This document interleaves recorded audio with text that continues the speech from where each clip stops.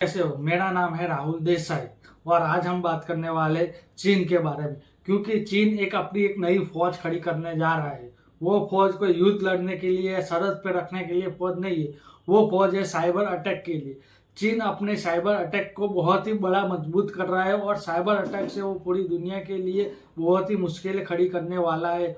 और चीन अपने देश में ही साइबर अटैक के लिए अलग से फौज कर रहा है और बहुत सारे लड़कों को भर्ती कर रहा है। वो चीन में रहने वाले लड़के और जो चीन के बाहर लोग हैं वहाँ, वो लोगों को नौकरी के झांसा को देकर वो चीन में बुलाते हैं और साइबर अटैक के लिए तैयार कर रहा है। और सबसे बड़ा खतरा भारत के लिए, क्योंकि भारत में वो चीन चाहता है कि भारत में हम साइबर अटैक करें, जैसे कि बैंक हो, हमारी सरकारी बैंक हो, प्राइवेट बैंक हो, सरकारी वेबसाइट हो, ऐसी चीज पर साइबर अटैक करके भारत को बहुत बड़ा नुकसान करे और भारत आने वाले देश में बहुत बड़ा बन ना सके, बहुत बड़ा देश ना बन सके।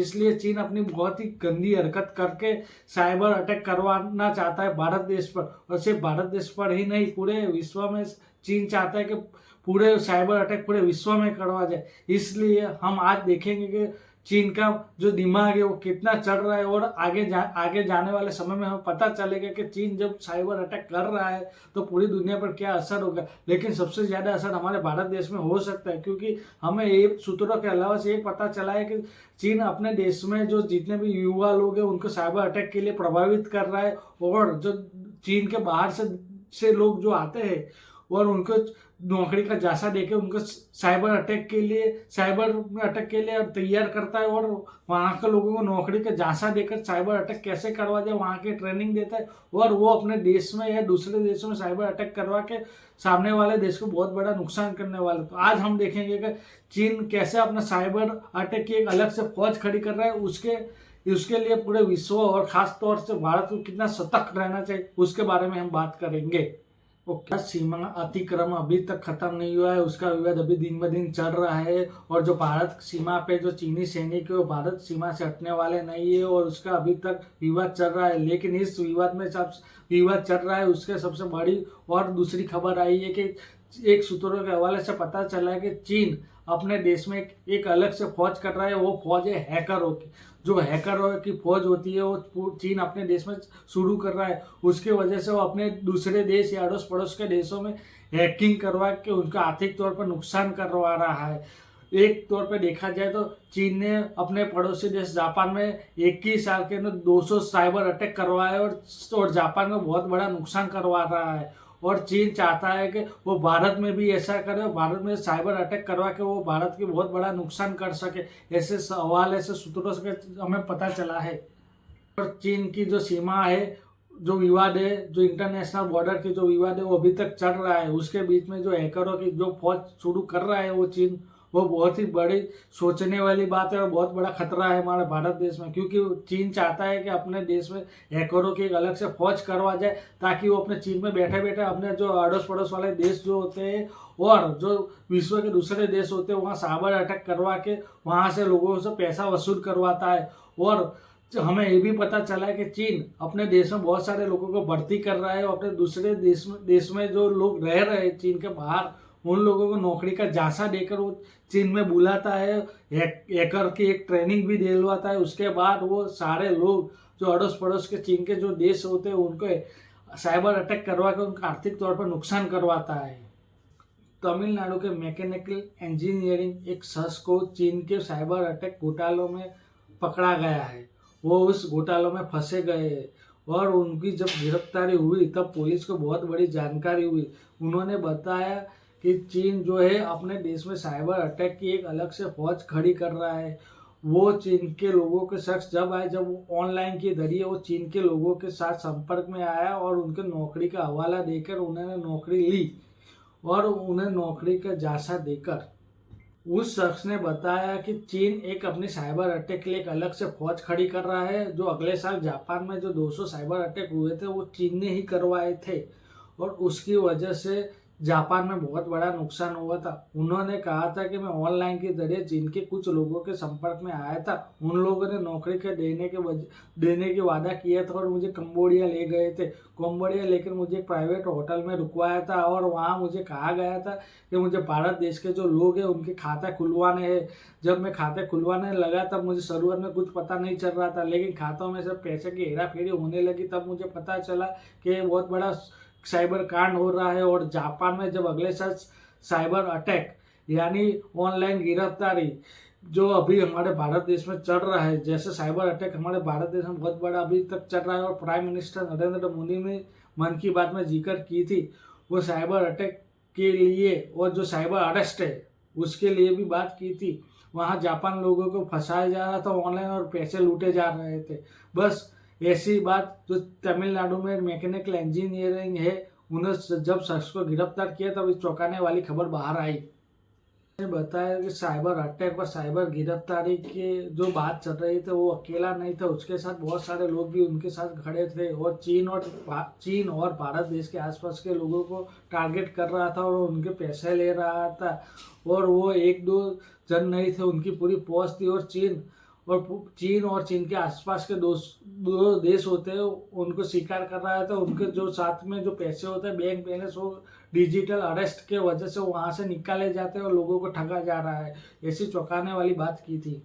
बताया था कि चीन जो होते हैं वो ऑनलाइन की तरह जॉब देने के लिए बात करते हैं और वहाँ जॉब देते हैं। जब वो जॉब करने जा रहा था तब उसे शुरुआत के दिनों में पता नहीं चला और उसको काम दे दिया गया, पर धीरे धीरे उसको पता चला कि उनका काम था कि भारत में रहने वाले जो लोग होते हैं उसके नाम पे खाता खुलवाना होता है और डिजिटल अरेस्ट करवाना होता है और बड़ी मात्रा में पैसा हेर फेर करना होता है।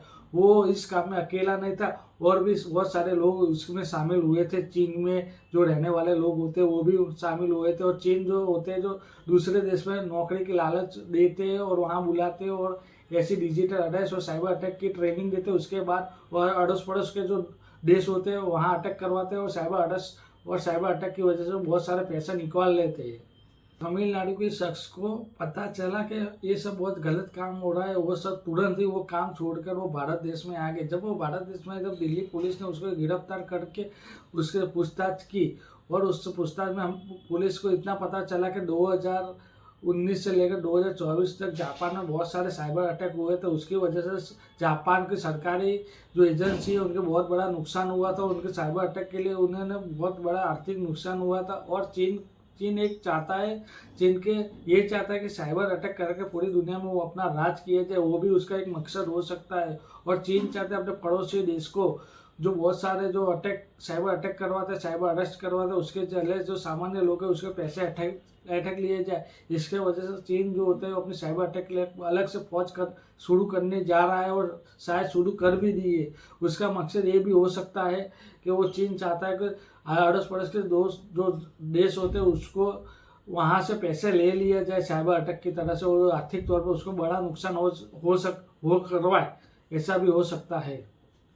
दूसरी तरफ देखा जाए भारत जो सेना है वो चीन के जमीन विवाद के लिए, सीमा विवाद के लिए बहुत सारे अड़कड़े लगा रहा है। और जो चीन दिन ब दिन हमारे भारत के सीमा में घुसे जा रहे हैं, लेकिन हमारे भारत देश के जो सीमा के जो रक्षक है वो बहुत ही चतुर है, बहुत ही होशियार, वो अपने चीन को पीछे करवा देते हैं। लेकिन हर बार वो कोई ना कोई हथियार होकर कोई ना कोई क्रिया करके या कोई ना कोई जुगाड़ करके वो भारत देश की सीमा में घुसना चाहता है चीन के सैनिक।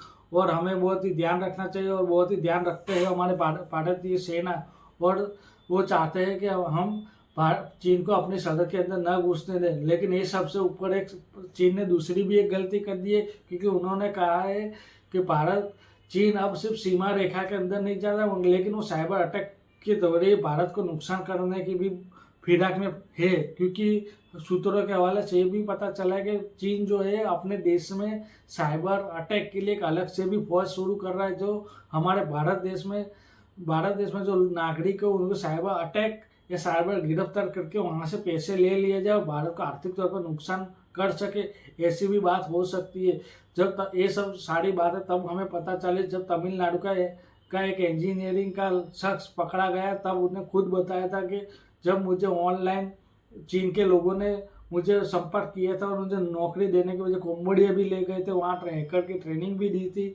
और मैं अकेला नहीं था, मेरे साथ बहुत सारे लोग भी थे, फौज भी थे। और साइबर अटैक की ट्रेनिंग लेने के बाद वो लोग साइबर अटैक के लिए भारत देश और भारत देश के आसपास के लोगों को निशाना बनाते थे और वहाँ से पैसे लेते थे।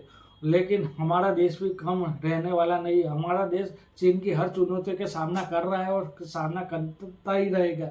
चीन चाहे जितना भी साइबर अटैक करवा दे या हमारे सीमा के विवाद के अंदर आ जाए, लेकिन हमारा भारत देश कभी भी पीछे हटने वाला नहीं है। और हमें भी देखना चाहिए कि साइबर अटैक या ऐसी कोई लिंक आती है तो हमें लिंक सोच समझ कर ओपन करनी चाहिए, क्योंकि भारत देश में अभी तक बहुत सारी चीज़ें अभी बढ़ गई है, जैसे कि साइबर अरेस्ट। बहुत भोले भाले लोग होते हैं, साइबर अरेस्ट के नाम पर फंस जाते हैं और 2-2 3-3 दिन तक अपने घर में बैठे रहते हैं, साइबर गिरफ्तार करते हैं और वहाँ से उन लोगों को बहुत सारे पैसे हड़प लेते हैं। बहुत सारे किस्से आपको भी सुनाई देगी।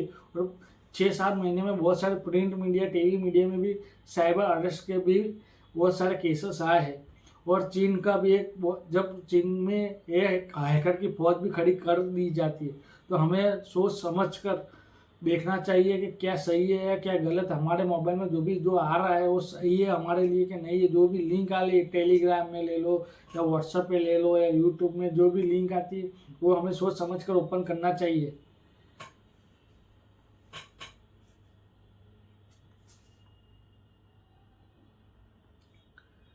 15 जून।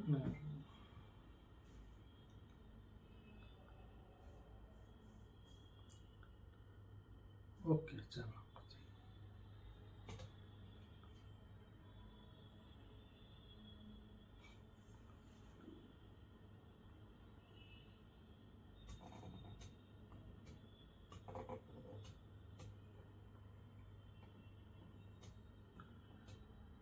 बेटू ना के पूछ रही ना।